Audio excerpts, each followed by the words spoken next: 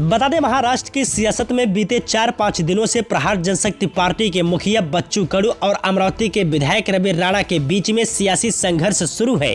इस लड़ाई में दोनों ही नेताओं ने एक दूसरे के ऊपर जमकर आरोप प्रत्यारोप किया। इन सबके बीच बच्चू कडू ने अपने 6-7 समर्थक विधायकों के साथ सरकार से बाहर निकलने की चेतावनी मुख्यमंत्री एकनाथ शिंदे और उप मुख्यमंत्री देवेंद्र फडणवीस को दी थी।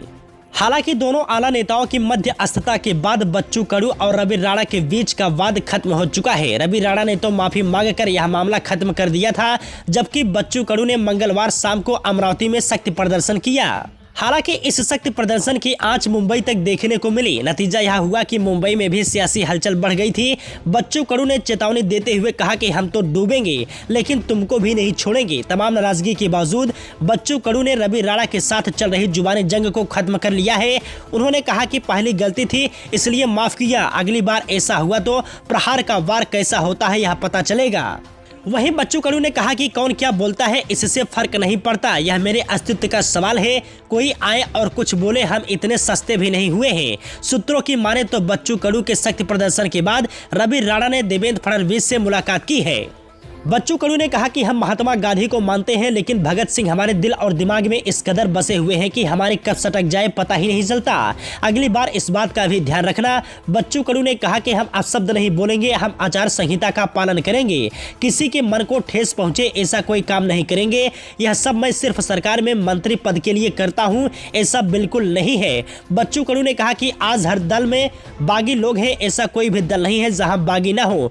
बावजूद इसके तमाम बागी पहली में मौजूद रहते हैं। उन्होंने कहा कि फेसबुक के कमेंट पर न जाएं, आजकल आधा सोशल मीडिया पैसों से चलाया जाता है, यहाँ सच्चाई कभी सामने नहीं आती। मुझे मेरे किसान आंदोलन के दौरान अगर मीडिया ने इतना कवरेज दिया होता तो आज किसानों की 5-6 मांगे पूरी हो गई होती।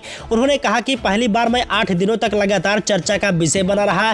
टीवी में जो चलता है वही दिखाया जाता है। 1 साल के राज्य मंत्री पद के कार्यकाल में मैंने 1182 मीटिंग की थी और गरीबों के मुद्दों को हल करने का प्रयास किया था। मैंने अपने मंत्री का इस्तेमाल गरीबों के लिए किया। अगर उनका एक भी मैसेज आता था तो मैं उनके लिए मीटिंग बुलाता था।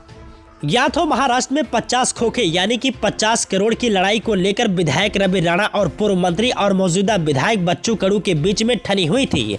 विधायक रवि राणा ने यह आरोप लगाया था कि बच्चू कडू और उनके समर्थक विधायकों ने 50 खोखे यानी 50 करोड़ लेकर शिंदे बीजेपी सरकार को अपना समर्थन दिया है। रवि राणा की इसी बात पर बच्चू कडू भड़क उठे हैं। उनका कहना है कि या तो सबूत दो वरना माफी मांगो। देवेंद्र फडणवीस और सीएम के समझाने के बाद इस मामले में विधायक रवि राणा का सार्वजनिक रूप से माफी मांग चुके हैं।